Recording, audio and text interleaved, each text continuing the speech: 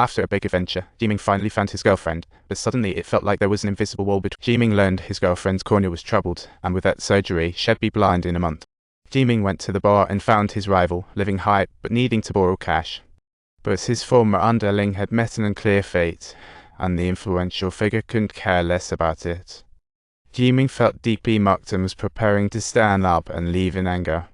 But as he stood up, that guy suddenly claimed there was another way, so he decided to hang out with his girlfriend for a bit. With time running out, Zheming wanted to make her festive, talking about buying corneas from the US. He wanted her to regain her sight, but the surgery cost felt like a mortgage, and he was too self-conscious, okay with the status quo. With Zheming by her side, the surgery was urgent. He needed a bomb to motivate him. The girl agreed, treating the surgery fee as a deposit, and gave him a contact phone. But Zheming knew this was overseas dog-eat-dog territory, where people disappear like socks in a drop. To make up for the past and give his girlfriend a brighter future, he wasn't backing down. Love could use a little fireworks. This time, he ordered 20 pizzas to the bar. He packed his bags and collected his things, erasing every trace of himself for his girlfriend's safety. After sharing a drink with his buddy, he burned all his stuff and gave the extras to his mentor before heading straight to the hospital. The girl had just dozed off and was feeling lazy while dreaming of spending forever with Zheming. She wanted to see world colors, life scenery, and most importantly, her beloved. Outside the operating room, they agreed Zheming would wait at the door, her first visitor. But when she let go of his hand, sadness washed over Zheming. As she entered the operating room, all he could do was twiddle his thumbs outside. With no identity or connections, he was all alone, only a rock for company as he embarked on a tough journey. He finally entered the dark maze, unsure of the future, but had to go. Zheming's rival was more obligatory and Tilda. Many had already been taken down in the dark city's octagon. There were no rules in sight. The folks on the menu looked like they'd gone through combat training, hoping Zheming would be knocked out by the boxers.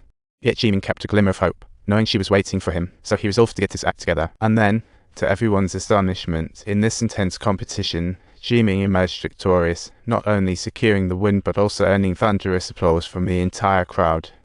Under the octagon's lights, he felt a warmth, as if illuminating their bright future, but the girl was nowhere in sight. She could see her hands and surroundings, but hadn't seen her love since entering the operating room. But everything felt like it was hidden in toys, waiting for Zheming to take her back to Korea. He contacted Korean doctors, learning the surgery's success, bringing relief.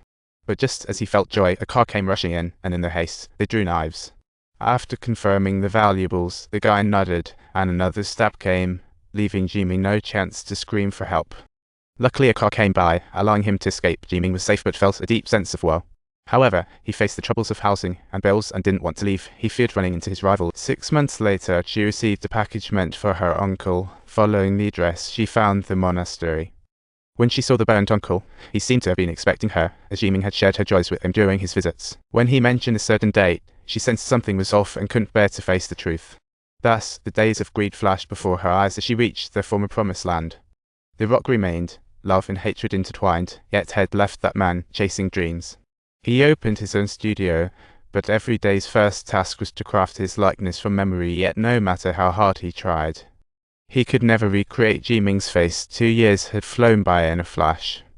In the meantime, girls had suitors lining up, and the studio was flourishing. Everything was falling into place. She often volunteered at the nursing home, giving massages to patients and helping Grandpa relieve some tension. The guy in the next bit slowly turned his head, and there was the girl he'd dreamt about, shot written all over his face. He was so excited, he trembled all over.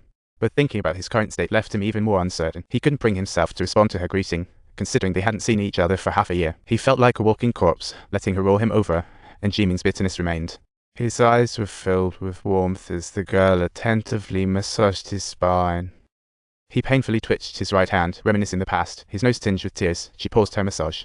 He looked at the patient's name again, realizing he was overthinking it, and continued with her actions. Feeling her pause, his heart grew heavier with grievances, but when it ended, she tucked him in. He continued staring blankly at the ceiling until she left, his gaze trailing her silhouette once more.